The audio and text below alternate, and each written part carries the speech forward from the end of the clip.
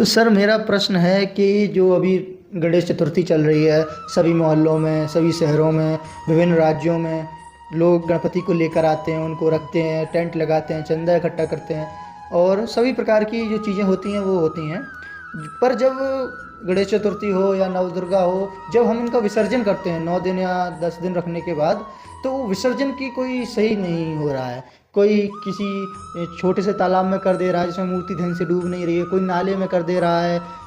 सरकारें मना कर रही हैं कि हम नेचुरल रिसोर्सेज जो नदियाँ उनमें नहीं करेंगे, आपको विसर्जन नहीं करना चाहिए, अलाउड नहीं करती हैं सर। तो सर इसमें क्या करना चाहिए सर? कि मूर्तियाँ रखना चाहिए कि उनका विसर्जन सही से नहीं हो रहा है सर? उसके बारे में मेरा जो मैं प्रश्न समझ है। गया बात तुम्हारी। पहली बात तो मैं इसमें ये कहना चाहूँगा कि कोई भी हो, जब श्रद्धा का विषय हो ना, तो उसको अर्थ से, सत्ता से दूर रखना चाहिए। श्रद्धा एक अलग विषय है, अर्थ, सामाजिक और सत्ता अलग विषय है। अब समस्या कहाँ है कि जैसे सरकारों का ये कहना रहता है कि जो हमारी पवित्र नदियाँ हैं वो प्रदूषित ना हो, इस वजह से बहुत बड़ी मूर्तियों का विसर्जन उनमें संभव ना किया जाए।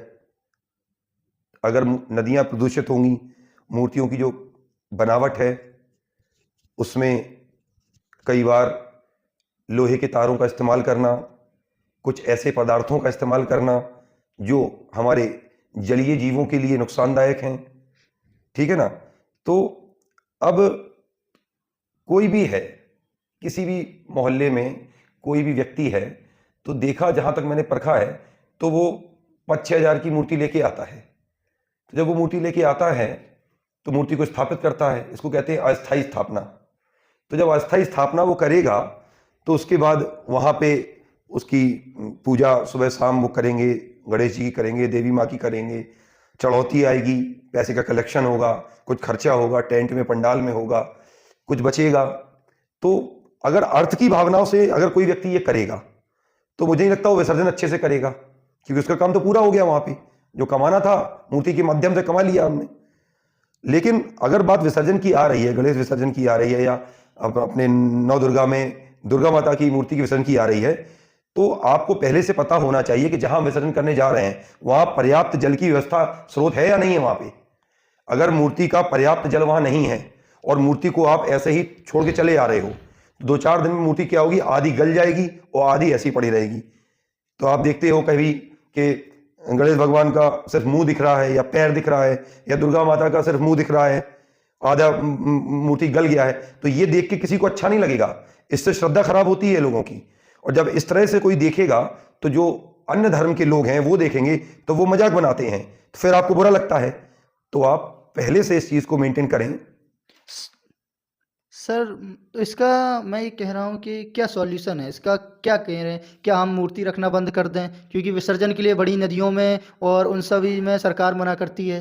समस्या तो ये तो है। मैं सॉल्यूशन पे ही आ रहा हूँ। उसका जो मेन समाधान है वो ये है कि पहली बात तो अगर बड़ी मूर्तियों के विसर्जन के लिए हर जगह व्यवस्था नहीं है, जैसे जो समुंदर एरिया है, जैसे महाराष्ट्र है, महाराष्ट्र में जो समुंदर के नियर बाई एरिया है, पास के जो एरिया है, वो तो विसर्जन समुद्र में कर सकते हैं, वहाँ तो विशाल समुद्र है, पानी का स्रोत है। लेकिन जैसे अपना क्षेत्र पड़ जाएगा, या मान लो छोटे छोटे एरिया है, ठीक है ना, उरई जालौन के एरिया हो गए, तो हर जगह इतना स्रोत तो पानी का मिलेगा नहीं। अब मिलेंगी नदियां आपको, गंगा मिलेगी, जमुना मिलेगी और अन्य नदियां पवित्र मिलेंगी, उनके लिए सरकार रोक लगा रखा है। तो इतनी बड़ी मूर्तियों को जो व्यक्ति स्थापना करता है वो कहाँ ले जाए? तो सरकारों को इस चीज के लिए रोक लगाना चाहिए कि बड़ी मूर्तियां बनाई ना जाए, कम से कम उन क्षेत्रों में ना बनाई जाए जहां विसर्जन की दिक्कत है। तो बड़ी मूर्तियां अगर नहीं बनाएंगे तो भाई बड़ी मूर्तियों का पैसा मूर्तिकारों को नहीं मिलेगा। अब बात अर्थ पे आ जाएगी तो उन्हें समस्या आ जाएगी, तो फिर वोट की समस्या आ जाएगी वहां से कि भाई सरकार हमारी मूर्ति पर रोक लगा रही है। तो भाई मैं ये कहता हूं कि अगर आप मूर्ति बड़ी बनाने के आदेश देते हो तो उसके सही समय से विसर्जन का आदेश दो। और विसर्जन सही नहीं हो पा रहा है, जो कि मैं भी कहता हूं गलत है। पवित्र नदियों को प्रदूषित करना गलत है, उसमें लोहे के बने तारों से बनी मूर्तियां डालना गलत है, उससे जलजीवों का भी हानि होती है। आप एक कमरे में रहते हो, उस कमरे में अगर हम लोहे के तार ऐसे ही डालते जाएं और आपको पता ना हो, जीवों को इतनी चेतना नहीं होती है कि उनको पता हो कि यहाँ पे लोहा तार पड़ा हुआ मुझे लग जाएगा, वो तो बिध जाते हैं, मर जाते हैं। तो इन सब चीजों से आपको आशीर्वाद थोड़ी ना मिल रहा है। आप सोच रहे हो हम पे देवी मां प्रसन्न हो गई, हमको आशीर्वाद मिल रहा है। अरे तुम्हारी दुर्गति होगी, तुम नरक में जाओगे। तुम्हें कुछ भी करने के पहले यह सोचना चाहिए कि हमारी इस क्रिया से भगवान की प्रसन्नता के साथ साथ अन्य कोई जीवों को हानि तो नहीं हो रही है, पहले ये सोचना चाहिए। और अगर बड़ी मूर्तियों की विसर्जन की दिक्कत है तो छोटी मूर्तियां लाई जाए, छोटी मूर्तियां तो जल्दी जलमग्न हो जाएंगी। और बिना पूर्णता जलमग्न हुए मूर्ति को छोड़ के जाना सबसे बड़ा पाप है। आपने क्या किया, कई बार देखा गया नदी नहीं मिली, नालों में मूर्तियां डाल के आ रहे हैं। बस श्रद्धा को भ्रष्ट करके रखा है। क्यों डाल के आ रहे हैं भाई? मूर्ति लेके आए थे, उससे 10-20-50 हजार पैदा हो गया, लास्ट में जो खर्च हुआ उसमें 20 हजार बच गया। अब चलो इसको, अरे विसर्जन तो ठीक से कर दो, कमाया है उस मूर्ति के नाम, तो विसर्जन ठीक से कर दो, नहीं तो मत लाओ। आप एक छोटी मूर्ति लाइए, अपने घर में गणेश जी बिठा लिए, अपने घर में दुर्गा माता को बिठा लिए, और किसी भी पवित्र नदी में छोटी सी मूर्ति को जाके आप विसर्जित कर दीजिए, कोई सरकार आपको नहीं रोकेगी, प्रदूषण भी नहीं होगा उतना। आप बड़ी मूर्तियां खरीदेंगे नहीं तो मूर्तिकार बनाएंगे भी नहीं।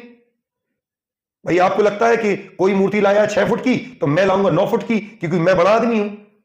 बात अर्थ, सत्ता और कीर्ति से जोड़ोगे तो श्रद्धा नष्ट हो जाएगी ना, वहां ईश्वर का आप अपमान करोगे। तो इस सब का एक समाधान यह है कि हर व्यक्ति को यह समझना चाहिए कि छोटी मूर्तियों को ज्यादा सम्मान दे, और सरकार को यह करना चाहिए कि जो प्रतिष्ठित, प्राण प्रतिष्ठित मंदिर है, पुराने मंदिर है हमारे, जब वहां पहले ही से देवी मां की प्राण प्रतिष्ठा कर दी, प्राण प्रतिष्ठा है, तो वहीं पूजा हो जाए। हर चौराहे से, एक चौराहे से दूसरे चौराहे के मोहल्ले के बीच में 4-4, 6-6 मूर्तियां स्थापित लोग करते हैं। क्यों करते हैं? जब आधा किलोमीटर पे वहां स्थापना किसी ने कर ली तो वहीं जाके सुबह शाम भजन पूजा करो। आप अपनी अलग से लाते हो, फिर आप दूसरा वाला प्रतिस्पर्धा में सोचता है कि हम भी एक लेके आए, और विसर्जन के टाइम में सब ऐसे ही फोड़ फाड़ के फेंक के चले जाते हैं। तो इतना अनादर आप जब स्वयं की अपनी संस्कृति का करोगे आप, तो दूसरे लोग तो बोलेंगे ना, तो पहले आप स्वयं में सुधार लाओ ना। मैं तो कहता हूं आप अपने घर में एक छोटी मूर्ति लेके आए, विधि विधान से पूजा करें, पूरा आशीर्वाद लें, और अपनी ही मोटरसाइकिल से या गाड़ी से जाके उसको गंगा जमुना में विसर्जित कर दें। ना सरकार को समस्या, ना आपको समस्या।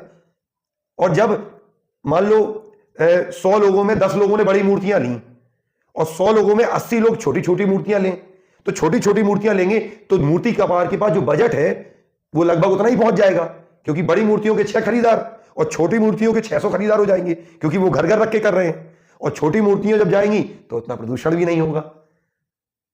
और प्रदूषण इसलिए नहीं होगा क्योंकि उन्हें जरूरत भी नहीं होगी कि आप पवित्र नदियों में लेके जाओ, वो एक छोटे से तालाब में भी जलमग्न हो जाएंगी।